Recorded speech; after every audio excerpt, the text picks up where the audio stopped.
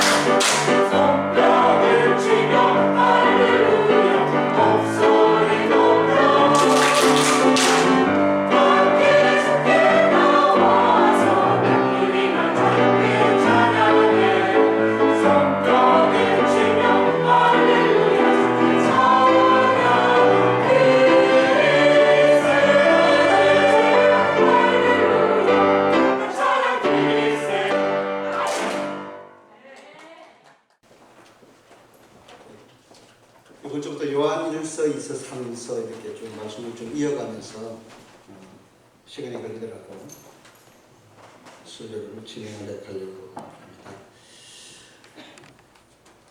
노틀담 대학교의 사회학 교수였던 크리스천 스미스라는 교수님이 2005년도에 논문과 책을 써서 발표를 했습니다. 이게 뭐냐면은 이제 미국 청소년들 한 3,000명 정도를 대상으로 오랜 시간 연구를 해서 그들의 신앙의 가치들, 신앙의 태도들을 정리를 해서 발표를 했는데 한마디로 그 미국의 청소년들의 신앙의 모습을 어떻게 설명을 했느냐면 도덕적 치유 이 신론의 모습이다 이렇게 정리를 했습니다. 많이 어렵죠, 그죠? 도덕적 치유 이신론 이렇게 설명을 했습니다. 18세기 계몽주의 시대를 중세 유럽이 보내면서 가장 두드러졌던 그 신관이 뭐냐면 이신론이라고 하는 신관입니다. 약간 인간의 이성, 과학적이고 합리적인 판단 이런 것들이 가미되어서 하나님에 대한 생각을 설명하는 그런 그 기준을 이신론이다 이렇게 이야기를 하거든요. 그러니까 예를 하나 들어본다면 하나의 시계를 같은 모습을 하나님과 비유한 거예요. 이 시계가 조립이 되어서 이제 돌아가게 되면은 인간이 손을 대지 않아도 주기적으로 분초를 거쳐가면서 시간이 계속 매일매일 흘러가잖아요. 그런 것처럼 하나님이 이 세상을 만들어 놓으시면은 그다음부터는 세상이 자연스럽게 잘 이렇게 진행이 되기 때문에 전혀 하나님이 세상에 관심을 가지거나 세상에 관여하는 그런 일이 발생하지 않는다 하는 기계적인 그 하나님의 모습을 설명할 때 이실론이다 이렇게 설명을 해요. 그러니까 합리적인 거죠. 그냥 시기가 잘 돌아가듯이 세상도 잘 돌아가기 때문에 하나님은 만들어 놓으면 그냥 지켜만 보신다 이런 의미거든요.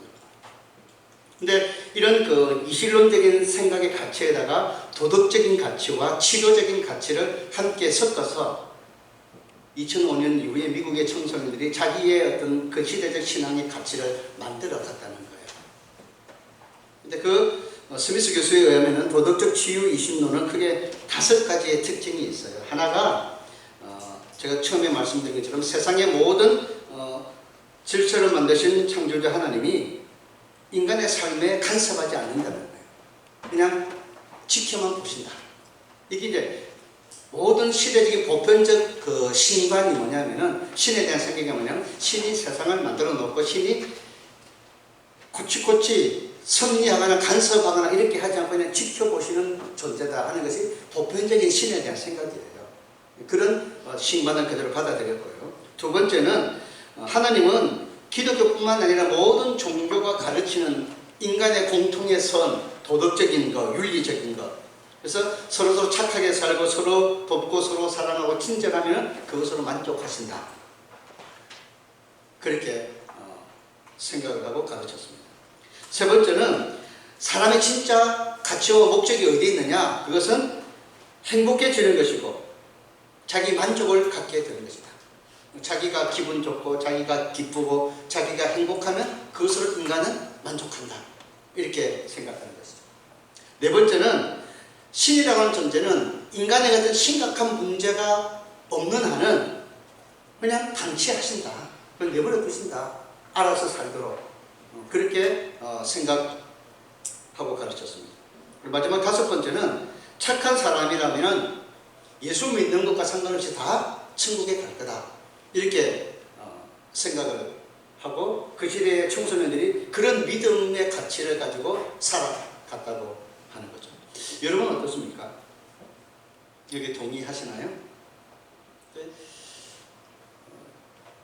이 우리나라의 신앙의 풍조하고 미국의 신앙의 풍조가 한 20년 주기를 돈다고 보거든요.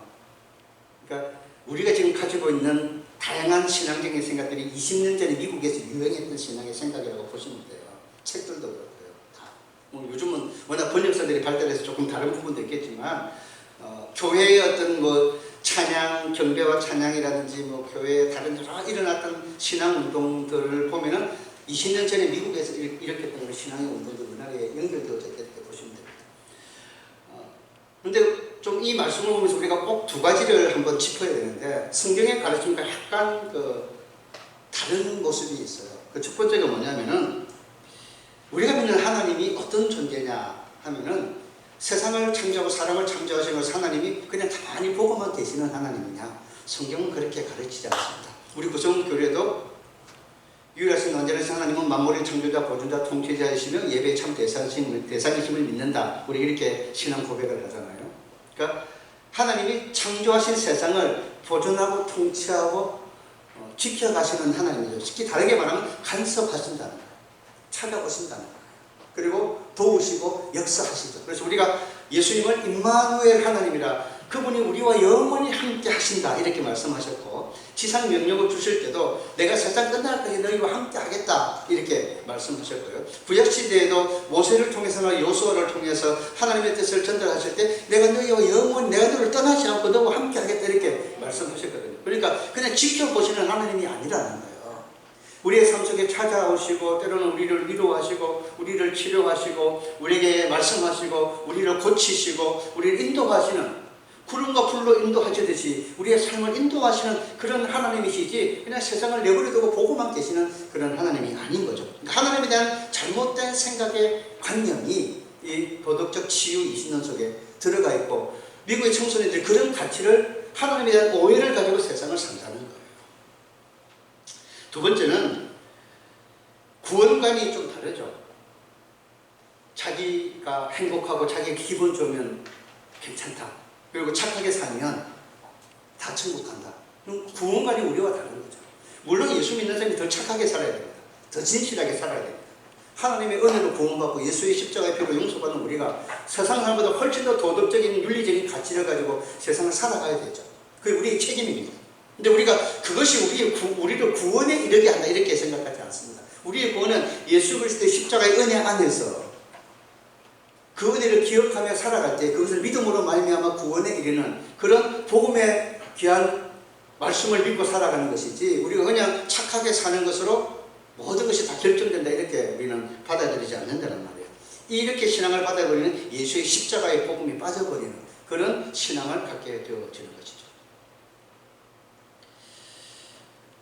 오늘 우리가 읽으신 요한 1서의 내용에 보시면은 많은 다른 학자들의 연구 견해들이 있지만 보편적으로 보시면은 AD 한 90년에서 95년 사이에 요한 1서가 쓰여졌다고 봅니다. 그리고 예수님의 제자였던 사도 요한에 의해서 이 요한 1서가 기록되었다 이렇게 보고 있습니다.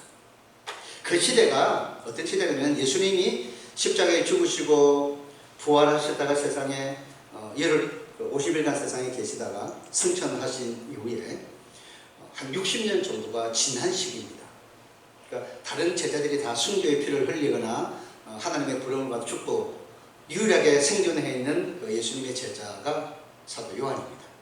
그 시대에 지금 요한 1서가 기록이 되어져 있는데, 그 시대는 극심한 로마의 종교적 핍박이, 기독교의 핍박이 일어났던 그런 시대입니다.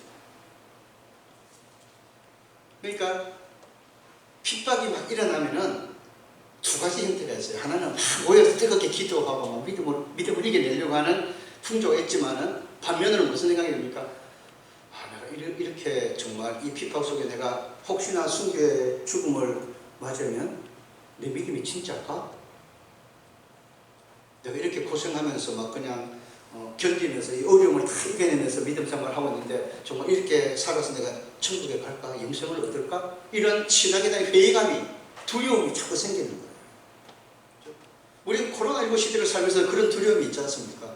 예배 드리러 오면서도 예배 드리다가 진짜 코로나 걸리면 어떡하지? 예배 드리면 하나님 지켜주시려나? 그런 거 상관없이 건강을 내가 잘 관리해야 되는 거예요. 조심하고서.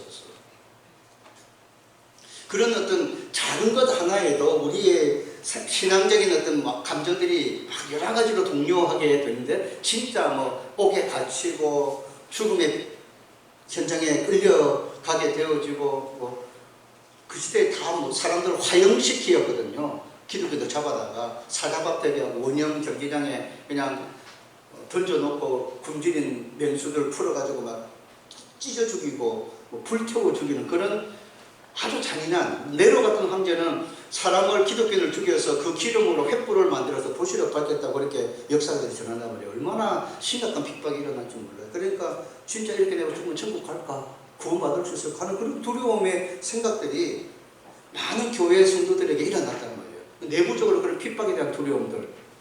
그리고 또 한 가지는 그런 와중에도 잘못된 신앙을 가르치는 이단들이 자꾸 생겨났어요.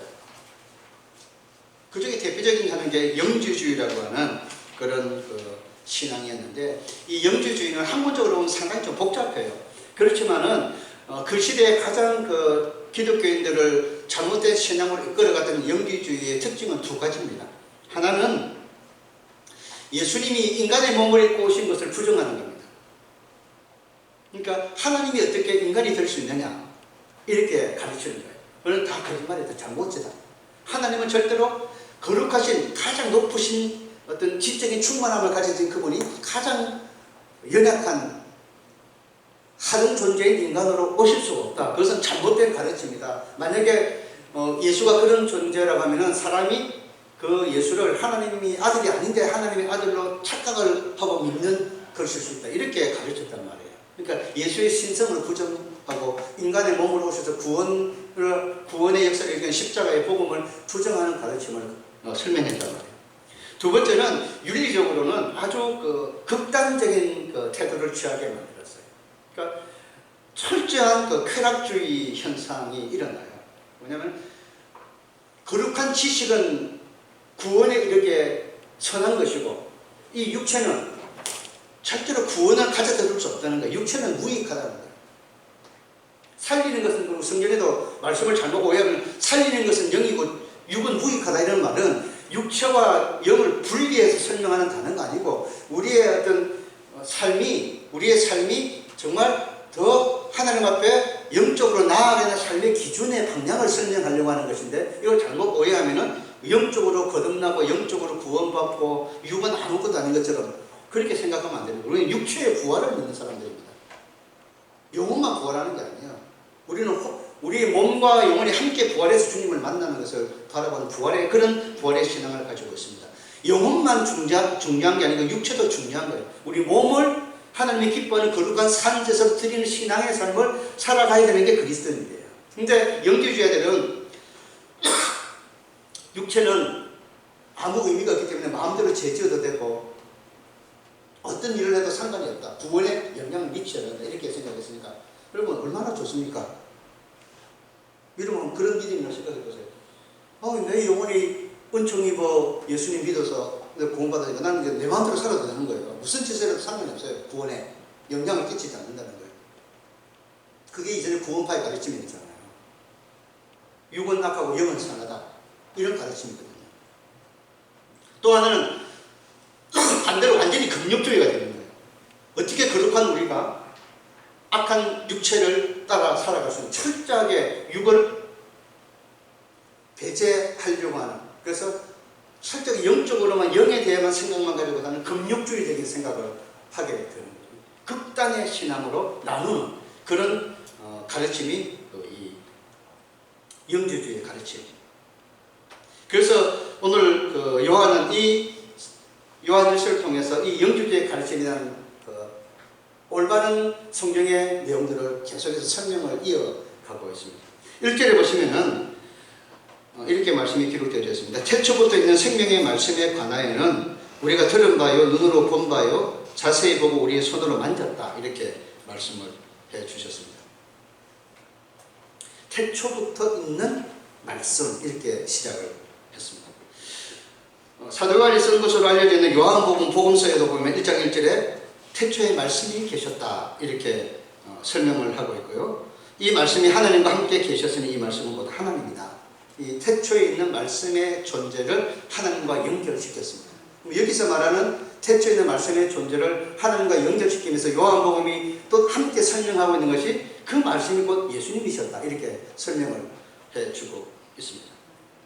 그러니까 뒤에 1절 뒤에 나오는 우리가 들은 바요 눈으로 본 바요 자세히 보고 우리의 손으로 만졌다고 하는 말은 육신에 대해서 말씀을 만졌다는 말은 그 말씀이 육신이 되신 예수님을 설명하는 것인 것을 우리가 이해할 수가 있는 거죠. 예수님의 존재를 태초부터 있는 존재, 하나님과 같은 존재로 예수님의 신적인 능력을 연결시켜서 지금 여기서 설명을 하신 거예요.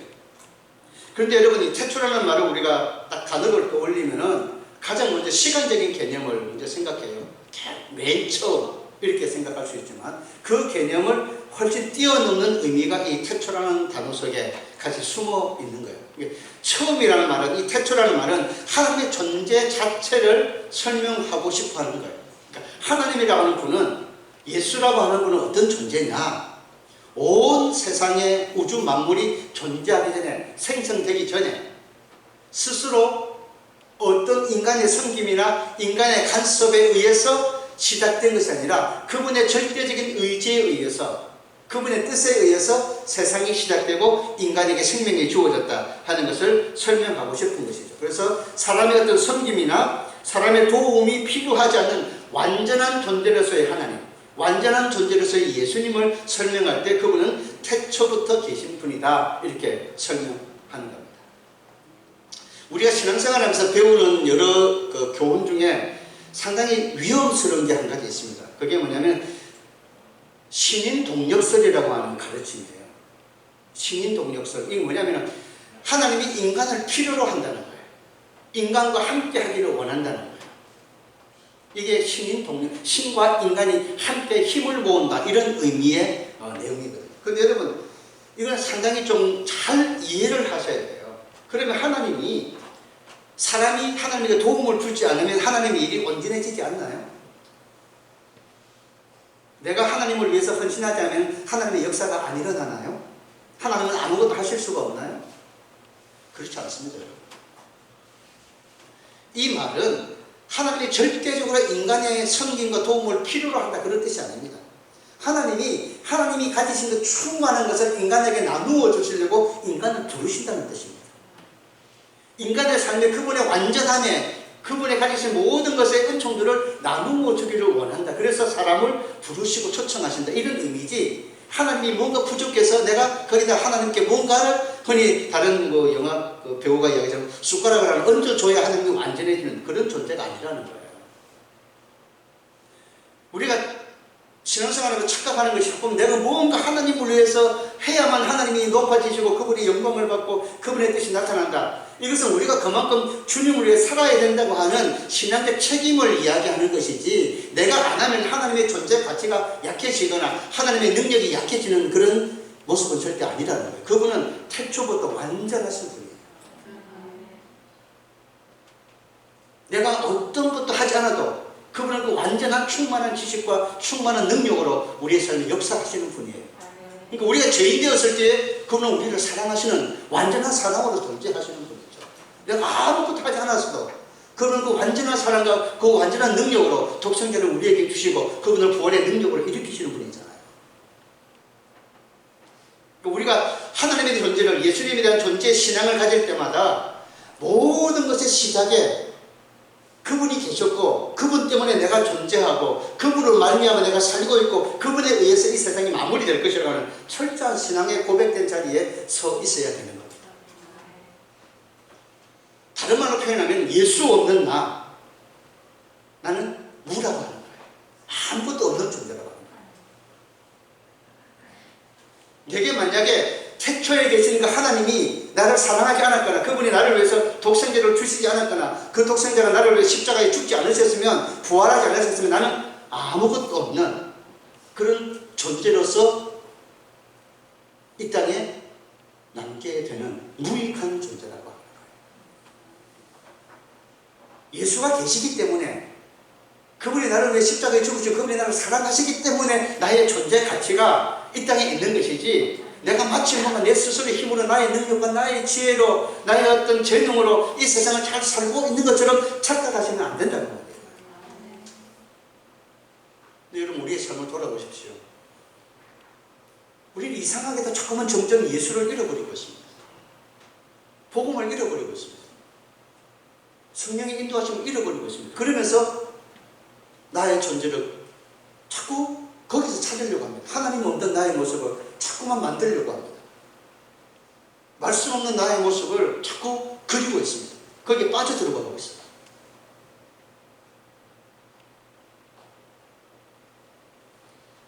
갈급하고 사모한다는 말이 뭐냐면요, 우리가 정말 예수로 살려고 하고 예수가 없으면 안 되고 말씀이 없으면 안 되고 은혜가 없으면 안 되는 존재로 산다고 하는 말이 뭐냐면 이런 거예요. 어떤 랍비에게 제자가 찾아와서, 스승님, 정말 하나님의 은혜를 갈망한다는 게 무엇입니까? 좀 알고 싶습니다.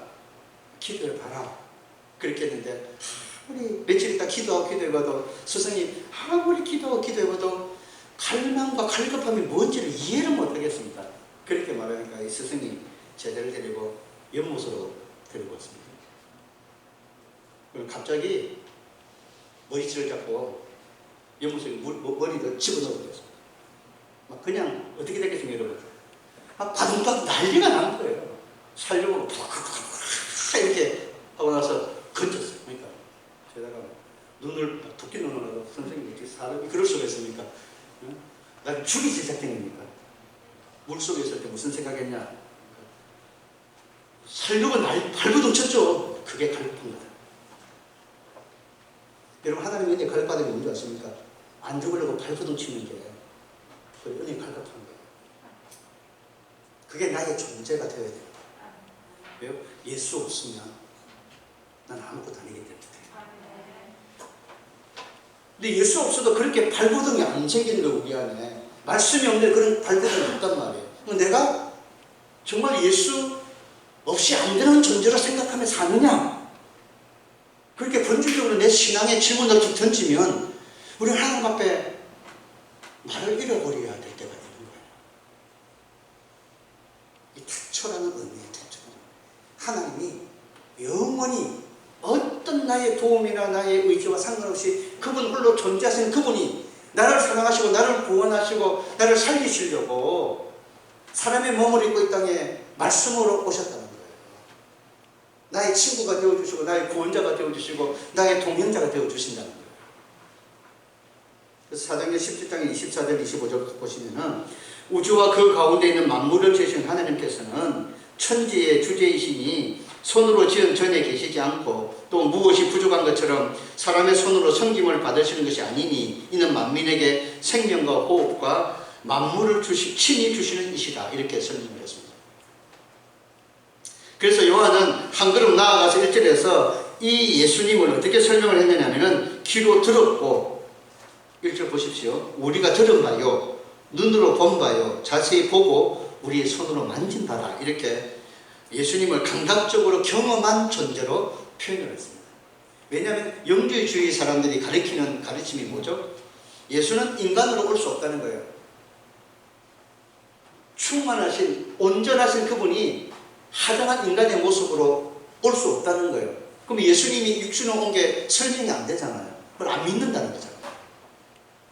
그래서 사도 요한은 이 가르침의 가르침을 정면으로 반박하면서 우리는 예수님을 보았고 그분의 음성을 들었고 만졌다는 거예요.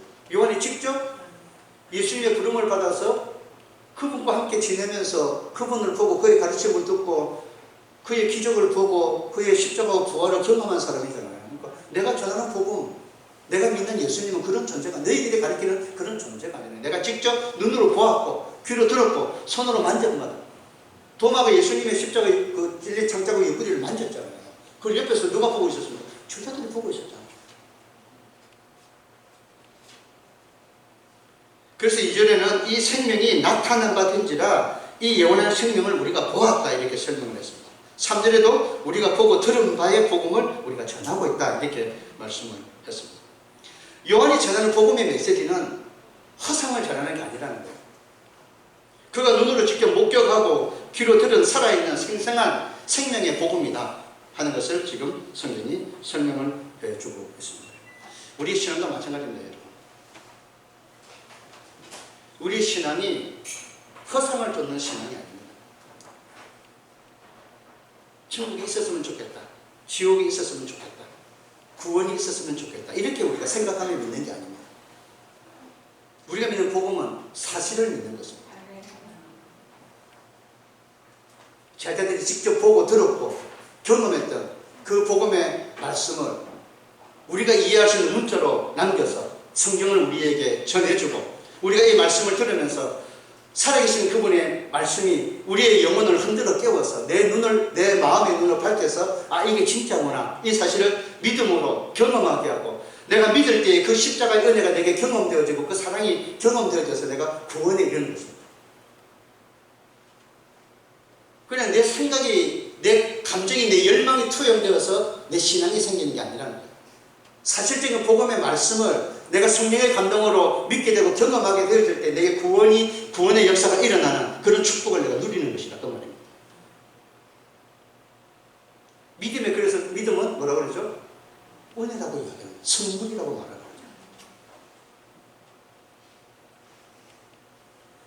그런데 이 1절에서 이 예수님에 대해서 설명을 하면서 아주 중요한 단어를 같이 연결시켰어요. 그게 뭐냐면요. 말씀이라고 하는 단어하고 생명이라고 하는 단어예요.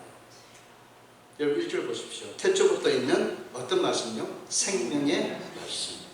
2절에 보시면 이 생명이 나타난 바 되었다. 그리고 끝부분에 이 영원한 생명을 우리가 보았고 증언하고 너에게 전한다. 이렇게 말씀했잖아요. 그래서 이것을 함께 연결시키면 영원한 생명의 말씀이죠. 영원한 생명의 말씀이 태초부터 존재했다는 거예요. 예수님이 영원한 생명의 말씀으로 태초부터 존재하신 분이셨다 하는 그런 설명입니다. 여러분 예수님이 말씀이 육신이 되어 우리에게 오셨을 때 아무 무기력한 건 글자로만 있는 예수님이셨나요? 여러분, 믿음이라고 하는 것이 하나님의 존재가 화석입니까? 그냥 벽화처럼 벽에 그려져 있고 가만히 있는 존재입니까? 바위처럼 높은 산 중턱에 거대하게 서 있는 그런 존재입니까? 하나님이? 하나님은 그런 존재가 아니십니다.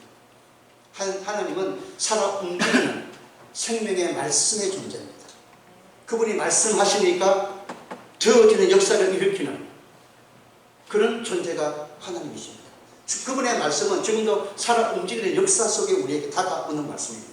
가장 먼저 나의 마음을 이렇게 변화시키고 내 생각을 굴복시키고 내가 하나님의 뜻을 따라 말씀 앞에 살아가도록 역사하시는 생명의 능력이 그 말씀 속에 있기 때문에 내가 믿음으로 그 말씀을 지키며 살게 되는 것입니다. 오늘도 그분의 말씀은 나를 변화시키고 내 생각을 고치고 내 습관을 고치고 내 삶의 기준과 방향을 변화시키면서 나를 이끌어가는 움직임이 있는 그런 역사가 있는 말씀입니다.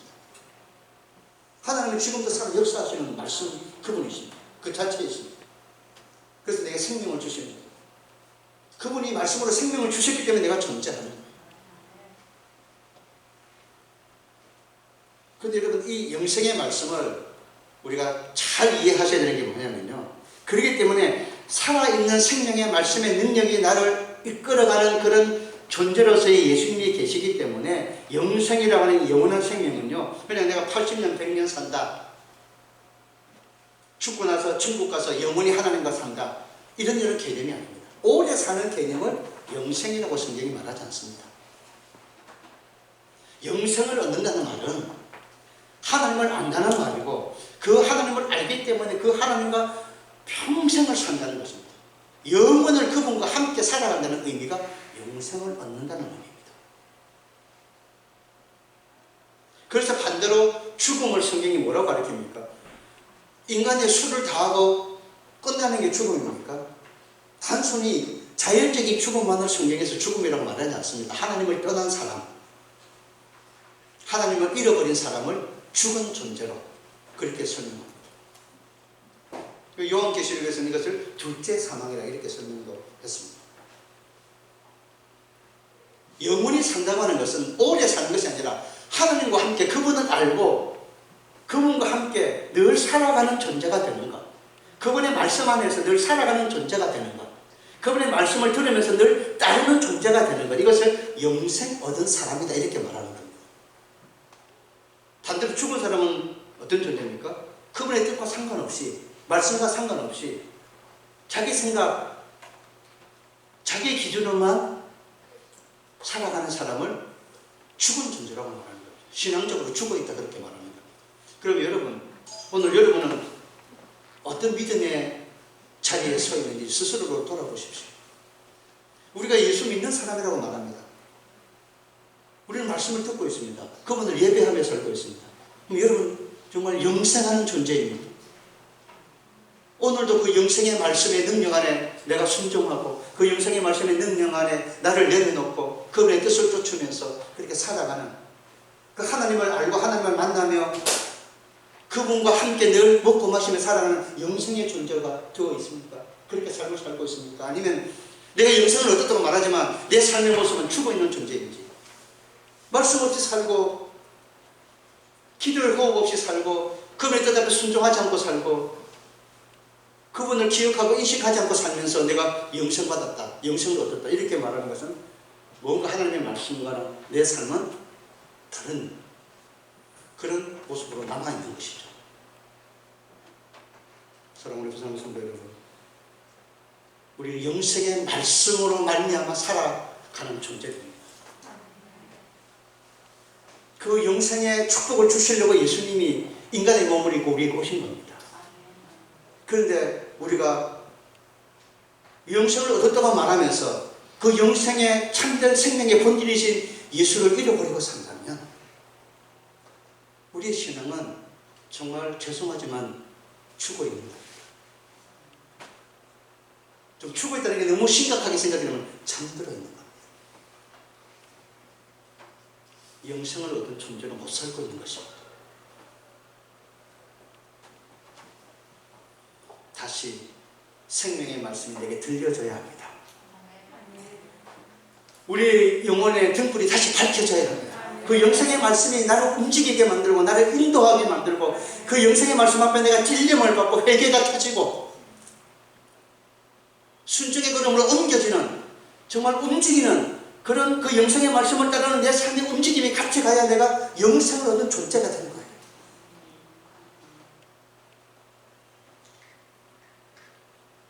그 영생을 얻는 존재가 하나님과 만나며 사는 것입니다. 그래서 오늘 여기 3절에 보시면 우리가 보고 들은 바를 너희에게도 전함은 너희로 우리와 사귐이 있게 하려 함이니 우리의 사귐은 아버지와 그의 아들 예수 그리스도와 더불어 누림이다. 이렇게 말했습니다.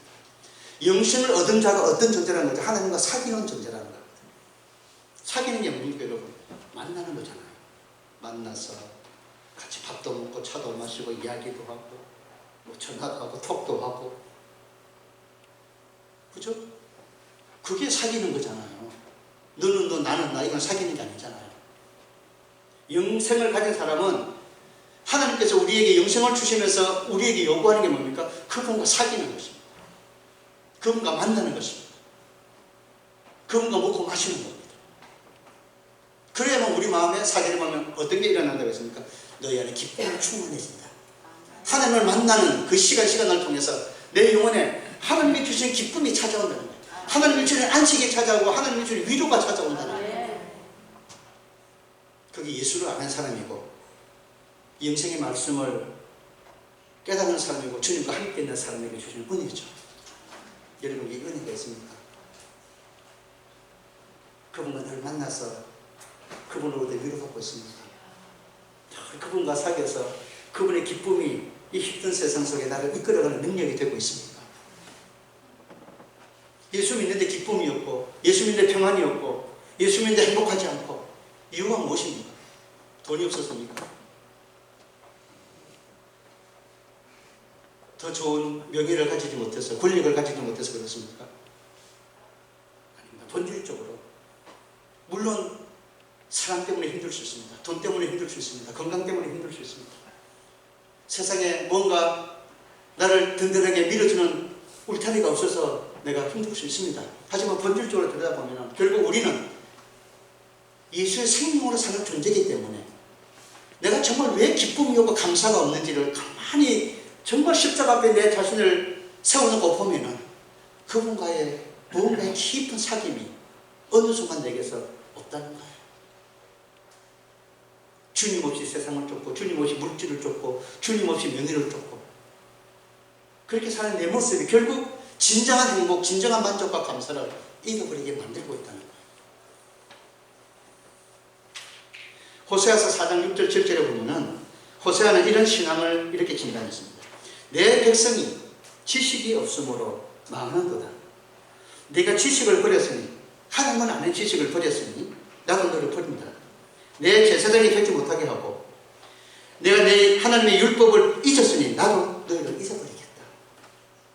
그들이 번성할수록 내게 범죄하니 내가 그들의 영화를 변하여 여기들게 하겠다. 이렇게 말씀하셨습니다. 호세아 시대 이스라엘 백성의 모습이 어쩜 우리의 모습과 같지 않는지 생각해 보십시오. 하나님을 아는 지식을 버리고 삽니다. 하나님의 율법을 잊었습니다. 번성할수록 범죄합니다. 여러분 너무너무 잘 돼서 너무 모든 일이 잘 풀려서 너무 감사하고 너무 주를 위해 살고 싶고 더 주님 가까이 하고 싶습니까? 어떻습니까? 걱정 없고 하늘과 다 잘 되고 돌아보니까 다 감사하고 은혜니까 더 주님의 품 안에 깊이 안겨서 세상 만나는 강보도 없고 구속의 주만 보이는 그런 신앙생활이 여러분에게 있습니까? 잘 되면 자꾸만 생각하잖아요. 바쁘니까 자꾸 말씀을 읽고 하나님을 잊어버리잖아요. 좋은 게 자꾸 눈에 들어오잖아요. 번성할수록 하나님을 잊는 거예요. 그게 우리의 모습일 수 있습니다. 제가 가끔 그런 생각합니다. 저는 지금 제 모습을 보면 너무나 감사할 때가 많습니다. 옛날에 비하면 10년, 20년에 비하면 너무너무 감사할 게 많습니다. 근데 10년, 20년보다 훨씬 감사 못하고 있습니다.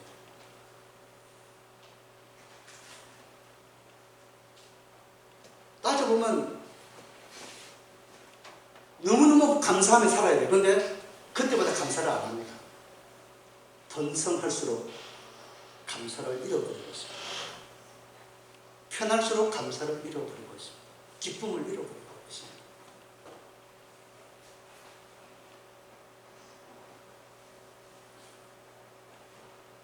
집에 갈 차비가 없어서 모아놓은 돼지 정동 깨가지고 여상 하나 가지고 둘이서 지하철비 만들어가지고 집에 이렇게 안창이 올라올 때 감사했습니다. 지금은 그러면 짜증냅니다. 아휴, 이 나이 때도 신세로 이렇게 이야기합니다. 번성할수록 지금은요, 그때보다 훨씬 제가 부자입니다. 통장에 돈이 없어서 그때보다 훨씬 부자입니다. 근데 절대 깨고 살지는 않거든요. 차가 있으니까, 교회차가 있으니까 그래 가거든요. 근데 감사가 없습니다. 기쁨이 없습니다. 그래서 이 하나님과의 사귐이라고 하는 것은요, 교제한다, 참여한다, 동반자 의식을 갖는다, 이런 뜻을 가지고 있습니다. 고린도후서 5장 9절에 보시면, 5장 19절에 보시면 하나님께서는 그리스도 안에 계시사 세상을 자기와 화목하게 하시며 그들의 죄를 그들에게 돌리지 않고 화목하게 하는 말씀을 우리에게 부탁하셨다, 이렇게 전해주셨습니다. 하나님과의 사귐이 기쁨을 충만하게 하는데, 이 사귄다는 말이 교제한다, 참여한다, 동반자 의식을 갖는다는 그런 뜻을 가지고 있거든요. 그러니까 예수님을 가까이 하면 가까이 할수록, 예수님과 사귐이 깊어지면 깊어질수록 예수님의 일에, 하나님의 뜻에 참여하게 되고 하나님과 같은 동반자 의식을 가지고 세상을 살게 된다는 거예요. 하나님의 마음으로, 하나님의 눈으로 세상을 살게 된다. 이게 진짜 사귐의 역사 속에 일어나는 변화라는 거예요. 내가 정말 하나님과 깊이 사귀면 하나님의 마음이 내게 찾아온다는 거예요. 하나님의 즐거움이, 하나님의 행복이, 하나님의 소망이 내 안에 찾아온다는 거예요. 근데 내가 그렇게 하지 못하니까 하나님이 주시는 것은 없는 거예요. 하나님이 주시는 것을 잃어버리고 세상의 즐거움을 내 안에 자꾸 넣으려고 하는 거예요.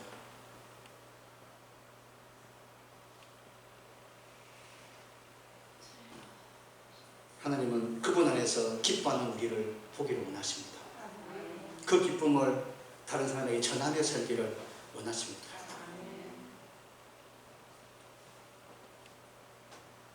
사랑하는 성도 여러분, 성경은 사도행전 4장 11절에서 예수님을 머릿돌이라 이렇게 우리에게 가르쳤습니다. 여러분, 머릿돌이 무엇입니까? 우리 교회는 머릿돌이 없더라고요. 보통 교회를 건축하면 머릿돌이 있거든요. 제일 밑에다가 이렇게 머릿돌 해가지고, 착공은 이제, 준공은 이제, 헌당은 이제 이렇게 써놓거든요. 어디 가보는지 없더라고요. 어디 감춰 놓으셨습니까? 왜 머릿돌을 제일 밑에다 둡니까? 위에 안 두고. 그 머릿돌은 건물을 떠받드는 그런 돌이거든요. 예수님을 머릿돌이라고 표현한 것은 건물된 우리 성도들을 그분이 온몸으로 지탱하고 떠받들어서 온전하게 서가도록 늘 지켜주신다는 그런 예수님에 대한 신앙적 고백이거든요. 그분이 나의 머릿돌이시다. 우리 교회의 머릿돌이시고 우리의 삶의 머릿돌이다. 그분이 우리가 어떤 형태의 건물이 되었든 간에 그분이 끝까지 나를 떠받들고 지탱시키며 나를 이끌어 가신다는 거예요. 그 머릿돌 대신 주님이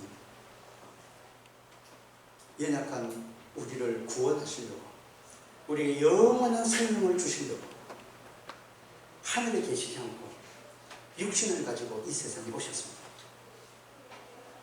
나를 위해 죽으셨습니다. 그리고 끊임없이 지금도 나와 사귀시면서 그 하나님의 힘을 공급하고 은혜를 공급하고 위로를 공급하고 기쁨을 공급하고 소망을 공급하면서 하나님 앞에 서는 그날까지 나를 도우시기를 원하시기 때문에 지금도 성령으로 역사하고 계십니다. 이게 복음입니다. 태초부터 계셨던 내가 하나님께 어떤 기쁨도 드릴 수가 없습니다. 원래 나는 그런 존재였습니다. 그런데 하나님이 못난 내가 그냥 아멘 하는 그 말 한마디에 기뻐하시는 그런 하나님이 되셨습니다. 그런 자녀를 우리에게, 그 자녀의 축복을 우리에게 주신 겁니다. 생각보면 너무나 하나님과 만난 것이, 그분이 나를 찾아오셔 나와 사귀어 주신 것이 얼마나 기쁜지 모르겠습니다. 가장 미약한 나에게 하늘의 기쁨을 주고 하늘의 생명을 준 그런 사람이 되게 하셨습니다. 그걸 하시려고 그분이 영광의 보좌를 버리고 이 땅에 오신 겁니다. 내 속에 역사하시는 겁니다. 그것이 우리가 믿는 복음이고 우리가 전해야 될 복음이고, 그 하나님의 끊임없는 사귐 속에서 하나님은 지금도 매일매일 하나님 안에 감춰 있는 그 보배로운 믿음과 보화를 우리가 경험하며 이 세상에 살다가 주님 앞에 서게 하십니다. 사랑하는 성도 여러분, 주님과 함께 이 복음 안에 영성의 존재로 다시 우리가 살아갈 수 있어야 되겠습니다. 하나님과 함께하는 존재.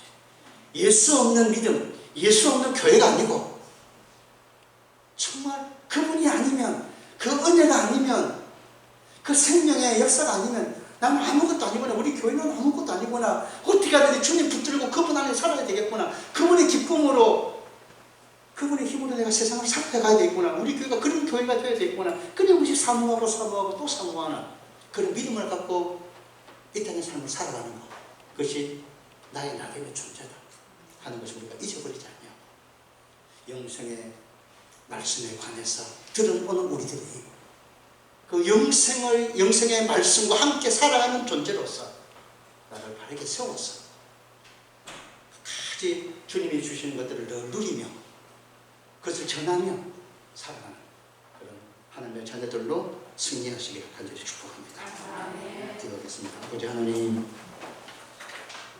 감사합니다.